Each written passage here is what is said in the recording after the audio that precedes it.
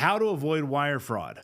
Literally this morning, I was on the phone for 45 minutes with Chase Bank, that's who I bank with, dealing with the issue of wire fraud. I had sent out a wire. We send and receive hundreds of wires a year, millions of dollars coming in and out of my bank accounts. And this morning, they put a stop on one of my wires to a contractor, a $15,000 wire, not even a large wire, that made it so that he wasn't getting his money. And one of the things, if you know my system, is we want to pay contractors on time. Once they've finished that job, we're the fastest payers out there. They finish the job on Tuesday, they get paid on Wednesday. And so this really ticked me off, frankly, because we set the wire up for yesterday.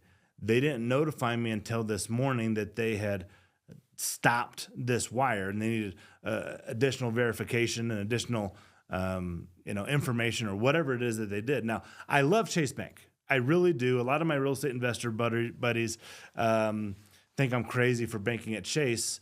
The reason I do it is because the technology that they have makes it so that I can run my business pretty much from anywhere. I can set up these account accesses to, my CPA or my finance manager or, anybody and figure out what they can and can't access, what they can and can't do, so that I'm not sitting there banking all the time. My finance manager is on my Chase account literally all day.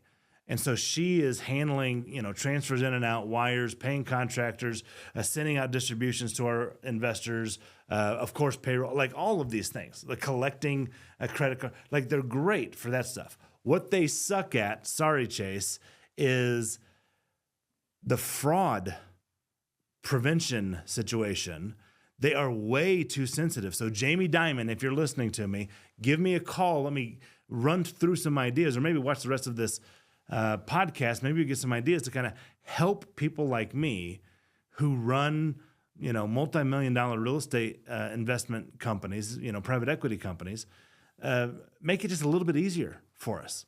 Because what happened this morning was they were so sensitive regarding the fraud situation because they're dealing with it all the time. And I get it from their perspective. I understand, hey, we are getting unscrupulous, bad guys.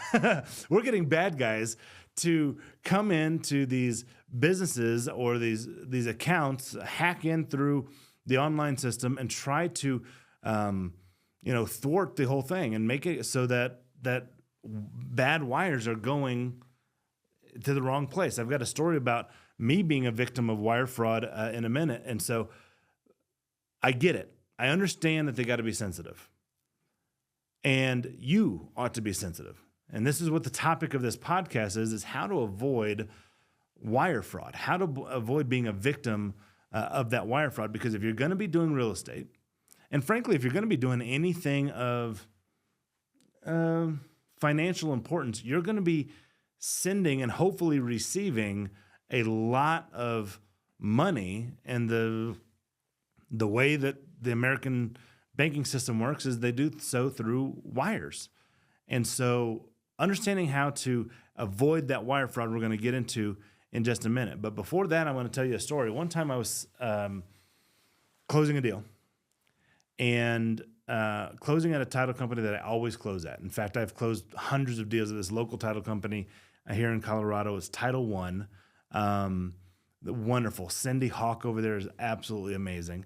However, they've now closed down. They've sold the title company to somebody else. And this story, happened, about 5 or 6 years ago when I was selling a lot of my portfolio here in Colorado. Hey, thanks for watching. I've got a free video about acquiring full-scale real estate businesses. Follow this QR code, click this link, and watch that video now.